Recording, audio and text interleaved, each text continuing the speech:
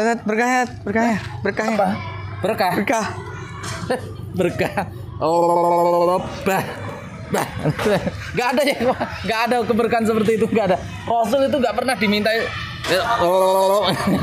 Gak ada berkah seperti itu, gak ada. Qala wa kana Rasulullah sallallahu alaihi wasallam yab'asu ilal matahir fayu'ta bil ma'i fayashrabuh. Nabi meminum bekas air wudunya kaum muslimin. Yarju barakata aidil muslimin. Kata Sayyidina Abdullah bin Umar, Nabi mengharapkan keberkahan tangan-tangannya kaum muslimin. Assalamualaikum warahmatullahi wabarakatuh. Bismillah walhamdulillah assalatu wassalamu ala rasulillah Sayyidina Muhammad ibn Abdullah wa ala alihi wa sahbihi wa mawalah. La hawla wa la quwata illa billah, amma ba'da. Subhanaka la ilma lana illa ma 'allamtana innaka antal alimul hakim. Teman-teman sekalian dimanapun Anda berada, bahagia sekali pada kesempatan kali ini kita bersua dalam program Tanya Guse, yang mana kita akan membahas satu permasalahan yang cukup viral akhir-akhir ini, dibawakan oleh seorang konten kreator ya, yang kemudian juga dibahas oleh beberapa ustadz. Videonya berikut ini. Catat berkah, berkah, berkah. Apa? Berkah. Berkah. Berkah. Oh, bah. Gak ada ya, gak ada keberkahan seperti itu, gak ada. Rasul itu gak pernah dimintai. Gak ada berkah seperti itu, gak ada. Jangan ditiru ya. Ulama itu datangnya dari mana? Setahu saya Ahlussunnah wal Jamaah gak ada keberkahan seperti itu. Imam Syafi'i, Imam Ahmad, Imam Malik, Imam Abu Hanifah gak pernah tuh. Nah, sana berkah. Gak ada. Assalamualaikum. Nah, tadi sang ustadz dengan jelas mengatakan Rasulullah dan para sahabat tidak pernah melakukan. Kita ulangi lagi kata-katanya. Gak ada keberkahan seperti itu, gak ada. Rasul itu gak pernah dimintai. Gak ada berkah seperti itu, gak ada. Oke. Sebetulnya ini disclaimer ya, disclaimer. Kita tidak terlalu setuju kalau praktek-praktek semacam ini diekspos secara umum gitu. Apalagi kemudian dikomersialisasi atau kemudian jadi lahan bisnis. Itu sangat, kami juga keberatan dalam hal ini. Tetapi karena Anda mengatakan Nabi tidak pernah atau sahabat tidak pernah, nah ini harus kita luruskan. Yang pertama, teman-teman bisa melihat dalam Sahih Bukhari atau di syarahnya Fathul Bari bi Syarhi Sahihil Bukhari di juz 4 halaman 620 kalau nushah yang saya miliki ya. Di nomor hadis 2276 diriwayatkan haddasana Abu Nu'man, haddasana Abu Awanah dan seterusnya dari Sayyidina Abi Sa'id al-Khudri radhiyallahu anhum ajma'in. Semoga Allah meridhoi Sayyidina Abu Sa'id al-Khudri dan juga para perawi termasuk Al-Imam Al-Bukhari yang telah meriwayatkan hadis ini. Qala Sayyidina Abi Sa'id al-Khudri berkata, intalaqa nafarun min ashabin nabi fi safratin safaruha. Pada suatu hari ada sekelompok para sahabat yang bepergian, kemudian hatta nazalu ala hayyin min ahya'il Arab. Sampai kemudian para sahabat ini singgah atau berhenti di hayyin min ahya'il Arab, sebuah hayyin ay ta'ifah ya. Sebuah kelompok pemukiman begitu dari pemukiman-pemukiman yang ada di Arab sana. Fastadhafuhum. Para sahabat ini memohon untuk kalau bisa kami minta sekedar untuk jatahnya, haknya tamu begitu. Fa'abau ayyudhayifuhum. Tuan rumahnya ini atau kelompok-kelompok yang ada di situ tidak mau memberikan duyafah atau suguhan kepada para sahabat. Kemudian faludigha sayyidu dzalikal hayy. Pemimpin dari komunitas tersebut kemudian disengat sesuatu, mungkin kena sengatan ular atau sengatan binatang buas begitu. Fasa'au lahu bikulli syai' la yanfa'uhu syai'un. Faqala ba'duhum law ataitum haula'ir rahtal ladzina nazalu la'allahu an yakuna inda ba'dihim syai'un. Singkat cerita, setelah diobati kesana kemari dengan berbagai macam resep, ternyata tidak ada efek, tidak ada dampak sama sekali. Sampai si salah seorang tuan rumah ini mengatakan, coba yang barusan datang itu, tamu-tamu kita itu, barangkali dia punya sesuatu untuk mengobati pemimpin kita. Fa'atauhum, maka para sahabat didatangi oleh sekelompok orang tadi. Faqalu ya ayyuhar rahtu inna sayyidana ludigha. Tolong, ini pemimpin kami disengat sesuatu. Wasa'aina lahu bikulli syai'in la yanfa'uh. Diceritakan, kami sudah mencoba ke sana kemari dengan berbagai macam obat, tapi ternyata enggak ada efeknya. Fahal inda ahadin minkum min syai', apakah salah seorang kalian ada yang bisa melakukan sesuatu? Faqala ba'duhum na'am, oke. Wallahi inni la arqi, demi Allah saya akan mencoba untuk meruqyah. Walakin, tetapi wallahi laqad istadafnakum falam yudhayifuna. Tapi tolong, tadi kami minta disuguhi sesuatu, kalian tidak mau menyuguhi kami. Fama ana birakin lakum hatta taj'alu lana ju'lan. Kalau kamu mau kami mencoba untuk mengobati sayyid kalian, tolong sediakan sesuatu untuk kami. Kami ini musafir, kami ini kelaparan begitu. Fasalahuhum ala qati'in minal ghanam. Maka disuguhilah sepotong daging dari kambing. Fantalaqa yadfilu alaihi, mencoba untuk menyemburnya begitu. Wa yaqra'u alhamdulillahi rabbil alamin. Faka'annama nushida min iqal. Fantalaqa yamshi wa ma bihi qalabah. Singkat cerita, kemudian dibacakan ayat-ayat Al-Fatihah begitu. Fa'aufuhum ju'lahum alladhi salahuhum alaih. Ternyata sembuh. Ternyata setelah dinafakh tadi, setelah dibacakan ayat-ayat Al-Quran tadi, subhanallah, si Sayyidul Hayy ini diberi kesembuhan oleh Allah Subhanahu wa ta'ala. Maka faqala ba'duhum iqsimu. Ini yang tadi saya janjikan, berupa kaki kambing ini atau daging kambing ini, sekarang bagilah untuk kalian. Faqala alladhi raqa la taf'alu hatta na'tiyan nabiyya sallallahu alaihi wasallam fanadhkura lahu alladhi kana fananzura ma ya'muruna. Singkat cerita, nanti yang tadi meruqyah ini menyampaikan, tolong jangan dimakan dulu, jangan diapa-apakan dulu, sampai kita datang ke Nabi, kita minta advice, masukan dari Nabi, apa kata Nabi gitu. Maka para sahabat ini datang ke Nabi Sallallahu Alaihi Wasallam, sampai kemudian para sahabat ini bercerita di depan Nabi, ya Rasulullah, barusan ada kejadian begini-begini.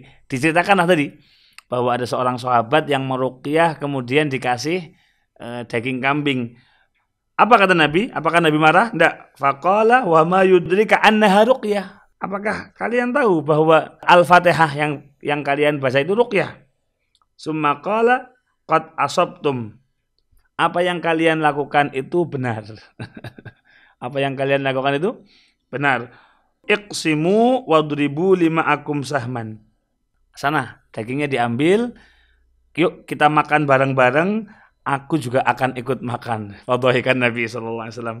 Maka Nabi Muhammad sallallahu alaihi wasallam kemudian tertawa karena melihat para sahabat meruqyah dengan suratul Fatihah tadi.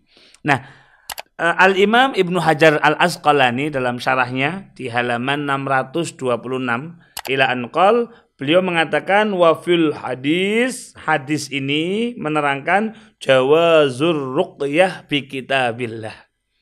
Hadis ini menerangkan tentang ruqyah dengan kitabillah, dengan Al-Qur'an.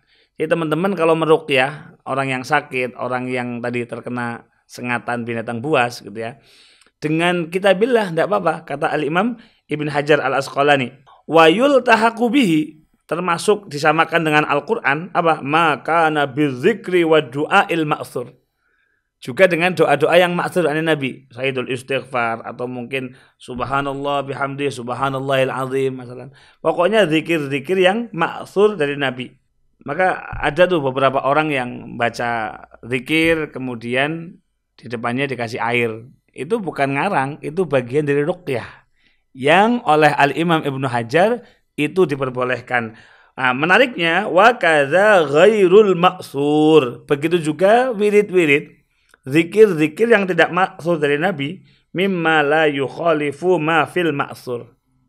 Jadi, meskipun itu tidak ma'tsur, misal sholawat, al-barzanji dan sebagainya, yang merupakan isinya adalah zikir, selama maknanya tidak menyelisihi apa yang maksud dari Nabi, maknanya baik gitu. Bisa sholawat, bisa kalimat tasbih, bisa istighfar, apapun itu selagi tidak yukhalif maksur. Poinnya selagi tidak menyelisihi maksur, maka itu juga diperbolehkan. Jadi kalau ada teman-teman yang sambil baca wirid, sambil megang air untuk diruqyah, itu tidak apa-apa. Kata Al-Imam Ibnu Hajar Al-Asqalani dalam kitab Fathul Bari. Nah, maka kalau kita melihat guru-guru kita dimintai doa oleh para santrinya, beliau-beliau tidak ngarang. Yang dibaca biasanya ayatul Quran, yang dibaca biasanya ayatul kursi, Al-Fatihah, atau zikir-zikir yang maksur, yang mana ini diperbolehkan oleh syariat sebagaimana dikatakan oleh Al-Imam Ibn Hajar Al-Asqalani. Nah, lebih lanjut lagi dalam Sahih Muslim, kalau kitab yang saya miliki itu ada di juz 8, Al-Juz Usamin, ada di halaman 90. Ada di halaman 90. Nomor hadisnya ada di 2324. Dikatakan haddatsana Mujahid bin Musa wa Abu Bakar bin Nadhr bin Abin Nadhr wa Harun bin Abdullah jami'an an Abin Nadhr ila an qal an Anas bin Malik, dari Sayyidina Anas bin Malik, sahibun na'lai Rasulullah, orang yang sangat dekat dengan Nabi sehingga sering membawakan sandalnya Nabi. Qala, Sayyidina Anas bin Malik mengatakan, kana Rasulullah sallallahu alaihi wasallam, bahwasanya Nabi Muhammad sallallahu alaihi wasallam idza shallal ghadata, ketika beliau salat di pagi hari, salat subuh, jaa khadamul Madinah, maka para pelayan-pelayan Madinah, mungkin pembantunya, sahabat dan sebagainya, datang kepada Nabi sallallahu alaihi wasallam bi aniyatihim, membawa wadahnya masing-masing. Fihal ma'u, di wadah itu ada air. Fama yu'tabi'inain, maka setiap air yang didatangkan di hadapan Nabi, illa ghamasa yadahu fiha, Nabi pasti menyelupkan tangan mulia beliau ke dalam bejana tersebut. Farubbama ja'uhu fil ghadadil baridati fayaghmisu yadahu fiha. Bahkan kadang-kadang ada satu pagi yang sangat dingin, orang itu kalau dingin agak-agak males menyelupkan tangannya ke air gitu. Kata Imam Muslim meriwayatkan hadis dari Sayyidina Anas bin Malik, beliau mengatakan bahkan kadang-kadang di pagi hari yang sangat dingin, orang malas megang air, Nabi dengan tangan beliau yang mulia tetap memasukkan tangannya ke wadah tersebut. Ini luar biasa sekali. Al-Imam An-Nawawi dalam syarahnya, syarah Muslimnya, beliau memasukkan hadis ini dalam Babu Qurbin Nabi sallallahu alaihi wasallam minan nas.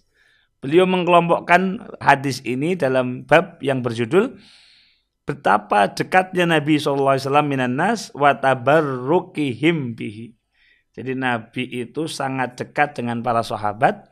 Kemudian para sahabat juga senang bertabaruk dengan Nabi Muhammad sallallahu alaihi wasallam.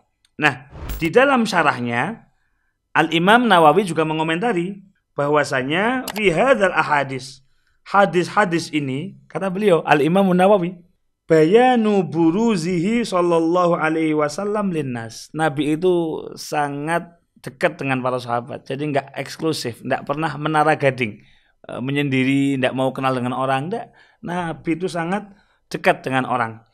Wa qurbihi minhum. Nabi itu sangat dekat dengan masyarakat. Tidak kemudian beliau eksklusif di kamar yang khusus, nggak mau ketemu orang. Enggak. Nabi itu berbau dengan masyarakat. Kenapa? Liyasila ahlul huquqi ila huquqihim. Sehingga orang-orang yang butuh sesuatu kepada Nabi sampai ke Nabi. Kemudian wa yursyida mustarsyidahum. Sehingga Nabi juga bisa menuntun siapapun yang butuh petunjuk. Minta nasihat begitu ya. Liyushahidu af'alahu wa harakatih, sehingga masyarakat ini, sahabat-sahabat saat itu bisa menyaksikan apa yang Nabi kerjakan dan apa yang Nabi gerak-gerakkan tadi. Nabi memasukkan tangan beliau ke wadah begitu ya, sehingga fayuqtada biha, maka Nabi SAW bisa diikuti dengan apa yang beliau tampilkan di depan para sahabat.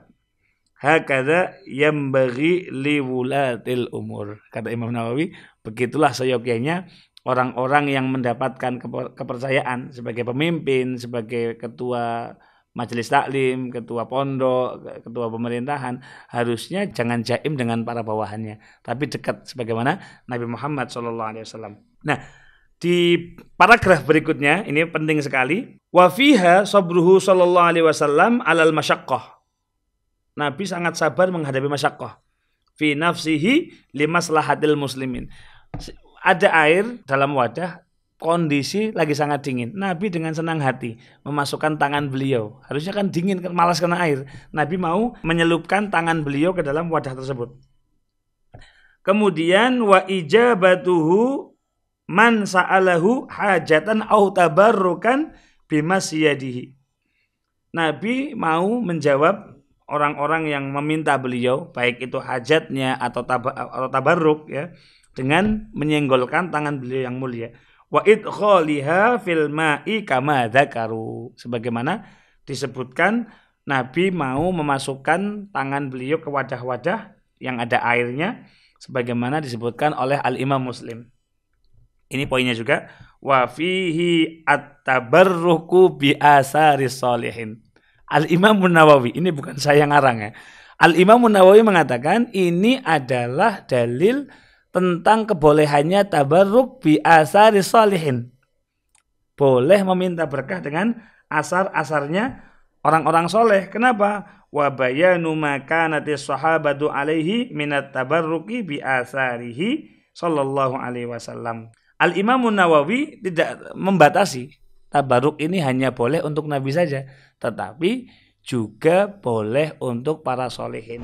Lebih lanjut, ini bisa kita buktikan kenapa tabarruk ini tidak khusus untuk Nabi ya.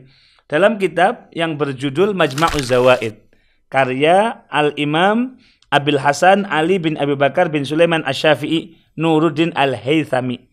Di dalam juz ketiga Al-Mujalladus Salis, di juz ketiga halamannya ada di 69. Kemudian di situ ada bab menerangkan al-wudu minal madahir. Wudu dari bekas-bekas wudunya orang atau wadah-wadah yang sifatnya umum begitu. Nomor hadisnya ada di 1086. Dari Sayyidina Ibnu Umar radhiyallahu anhuma. Sayyidina Abdullah bin Umar meriwayatkan qala qultu ya Rasulullah atawaddau, ya Rasulullah, apakah engkau hendak wudu min jarrin jadidin mukhammar ahabbu ilaik am minal madahir. Ini Abdullah bin Umar ya, putranya Sayyidina Umar. Sayyidina Abdullah bin Umar mendatangi Nabi kemudian tanya, ya Rasulullah, jenengan ini mau wudu dengan air yang baru yang masih tertutup rapi, bukan bekasnya orang-orang gitu, atau minal madahir, air yang sudah digunakan oleh orang-orang yang sudah wudu? Qala la bal minal madahir. Enggak usah diambilkan yang baru. Saya ngambil air yang sudah digunakan wudu saja. Kenapa? Kata Nabi, inna dinallahi yusrun. Agama Allah itu mudah, jangan dipersulit. Al-hanifiyatu as-samhatu. Agama Allah ini, agama Islam ini, al-hanifiyah as-samhah. Hanifiyah, agama yang murni, samhah. Kemudian toleran, tidak memaksakan kehendak begitu. Dengan bukti apa? Nabi enggak meminta yang baru, harus eksklusif, enggak. Nabi meminta yang ada aja. Bekasnya orang wudu enggak apa-apa, kata Nabi. Qala wa kana Rasulullah sallallahu alaihi wasallam yab'asu ilal matahir fayu'ta bil ma'i fayashrabuh. Maka Nabi kemudian menyuruh Sayyidina Abdullah bin Umar, ambilkan air dari sana. Maka Sayyidina Abdullah bin Umar membawakan di hadapan Nabi. Nabi meminum bekas air wudunya kaum muslimin. Nabi meminum bekas air wudunya kaum muslimin. Yarju barakata aidil muslimin. Kata Sayyidina Abdullah bin Umar, Nabi mengharapkan keberkahan tangan-tangannya kaum muslimin. Mengenai hadis ini, Al-Imamul Munawi dalam kitab beliau yang berjudul At-Taisir Syarah Jami' Shahih di juz 2 halaman 269. Di sana beliau mensyarahi hadis ini bahwasanya kana yab'asu ilal madahir. Apa itu madahir? Jam'u midharah bi fathil mim. Jadi madahir itu jamak dari midharah. Yaitu apa? Kullu ina'in yatatahharu minhu. Yaitu setiap wajah yang digunakan untuk bersesuci. Sampai ila anqal di akhir keterangannya beliau mengatakan bi isnadin sahih. Jadi Al-Imamul Munawi memberikan penjelasan catatan atas hadis ini bahwa hadis ini adalah hadis sahih. Menariknya teman-teman sekalian, hadis ini yang barusan kita baca ya, itu juga dibawakan oleh Syekh Al-Albani dalam kitab beliau yang berjudul Silsilatul Ahadits As-Shahihah di juz 5 halaman 154. Di sana beliau mengatakan di nomor hadis 2118 ya. Kana yab'asu ilal madahir fayu'ta bil ma' fayashrabuhu yarju barakata aidil muslimin. Nah, di situ beliau menyebutkan berbagai macam referensinya, mulai At-Tabarani dalam Al-Awsat, Abu Nu'aim dalam Hilyah. Beliau mengatakan qultu wa huwa mukhtalafun fih. Memang ini mukhtalaf kata beliau, tapi wal aksaruna ala tausikhihi.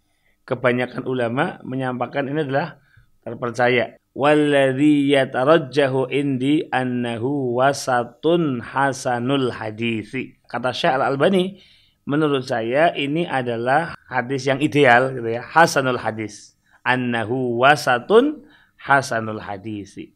Beliau menghasankan paling tidak riwayat ini. Hadis di atas sudah secara spesifik ya menjelaskan bahwa Nabi sendiri mengambil berkah bekas wudunya kaum muslimin.